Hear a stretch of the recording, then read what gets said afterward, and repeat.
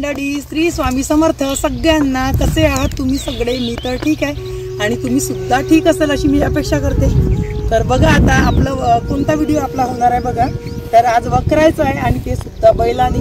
तर ते सगळ्यात आवडता आपला व्हिडिओ होणार आहे आज, कारण मला खूप आवडते बैलांनी वखरायला आणि आपल्याला अनुभव सुद्धा येते, असा छान अनुभव येते. तर चला आता आपण वखरूया. बघा आता व्हिडिओ बाकीचा.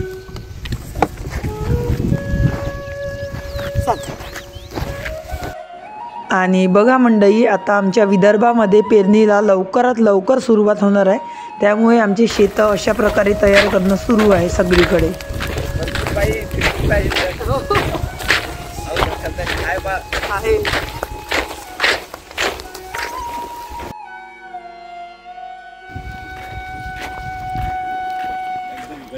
आणि आमचे बैलसुद्धा तयार नव्हते आज, कारण कसं झालं माहिती आहे का, आता उन्हाळ्याभर त्यांना आराम झाला आणि अचानक आता शेतीच्या कामाला जुंपायचं होतं. त्यामुळे मग बैलसुद्धा तयार नव्हते, समोरसुद्धा सरकत नव्हते. आणि तुम्हाला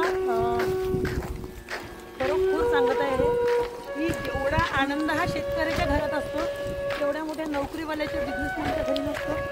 कारण हे कष्ट आहे फक्त, पण मनमान्य आहे. मी जर आत्ताही हकल जो वखरण आता सुरू आहे तर मला त्रास आला, तुम्ही थांबतो म्हटलं तर मला अडवणारं हे कोणी नाही आहे. मी आत्ताही थांबून तिथे बसू शकते. पण आजकालच्या याच्यामध्ये मुलींचं एक हे होऊन गेलं आहे की शेतकऱ्यांच्या मुलांना मुलगी द्यायची नाही, कारण कष्ट असते. पण त्या कष्टामध्ये त्यांना हे दिसत नाही की तो कष्ट असते, स्वतःच्या मनाने केलेले असे कष्ट असतात.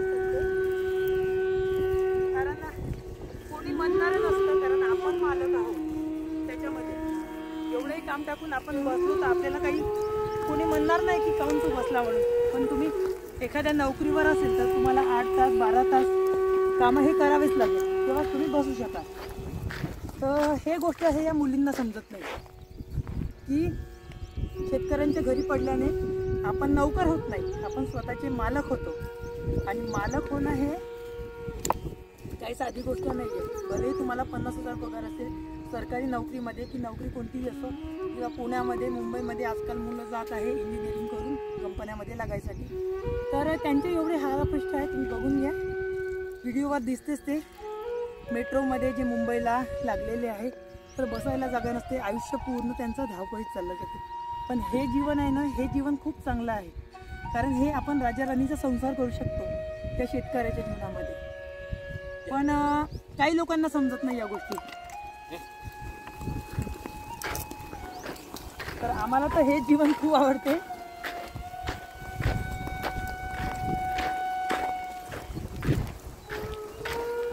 कारण आम्ही शेती जरी करत असलो आता, तर आम्ही दुःखी नाही आहोत, आम्ही खूप सुखी आहोत आमच्या याच्यामध्ये.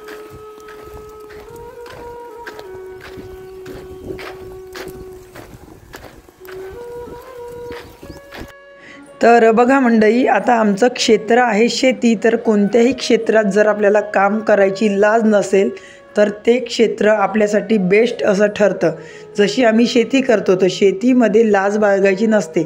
स्वतःच्या शेतामध्ये येऊन जर स्वतः वखर व्हायला आपण हाणला तर त्याच्यात लाज कशाचीच नसते. आणि ज्या व्यक्तीला कष्ट करायची लाज येत असेल तर त्या व्यक्तीबद्दल माझं तरी मत बिलकुल चांगलं नाही आहे. कारण लाज हे नाही पाहिजे कामाची तरी. आणि आता बायका कुठेच मागे राहिलेल्या नाही आहे. बायका ह्या सगळ्या माणसाच्या बरोबर आलेल्या आहे आणि बरोबर आलंच पाहिजे. कारण संसार हा दोघाचा असतो, तर कष्टही दोघाचे असले पाहिजे.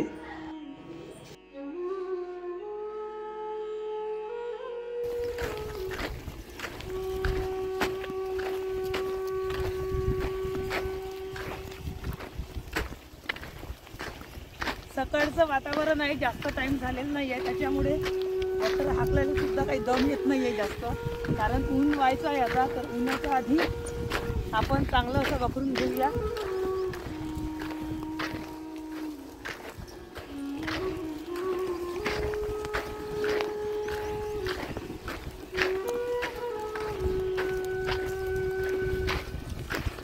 आणि बघा आता बैलामध्ये बघा एक कसा टॅलेंट आहे बघा. मुकं जनावर आहे तरी सुद्धा बघा. आता बघा इथे फिरवा, जेव्हा आता इथे फिरायचं काम पडते तर त्यांना सांगावं लागत नाही बघा.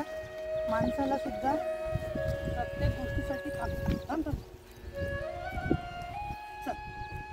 माणसाला प्रत्येक गोष्टीसाठी आपल्याला सांगावं लागतं की असं नाही तसं, पण मुकं जनावर आहे तरीसुद्धा त्याला सांगावं लागत नाही आहे. बरोबर बघा, तास इथपर्यंत जागा झाल्याबरोबर ते स्वतःहून असे पलटतात. बघा, मुकं जनावर असून माणूस नाही राहिला, पण जनावरा मात्र माणसाची गुण जनावरांमध्ये आली. चल चल चल.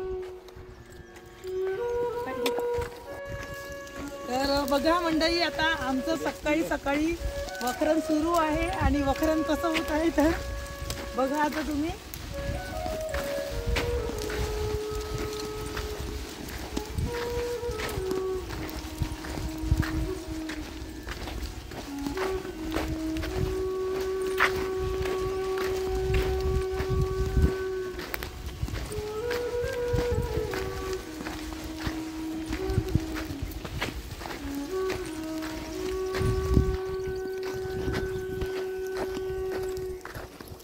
पावसाळा आता जवळ आलेला आहे, तर आता आपले शेत तयार करणं सुरू आहे. अशा प्रकारे बैलांनी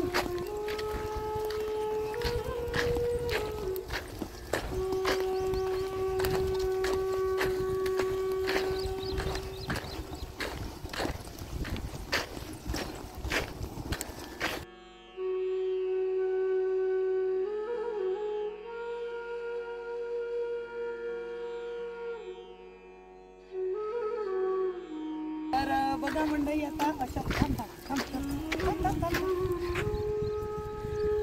तर बघा आता अशा प्रकारे आपलं वखरण सुरू आहे. आणि आता आपलं वखरण कशा प्रकारे झालं आणि कसं झालं तर बघा. आता पहिलं जासाठी तर आपलं वखरण कसं झालं तर एक कमेंट नक्की करा आणि चॅनलला लाईक शेअर सबस्क्राईब करा. तोपर्यंत बाय बाय.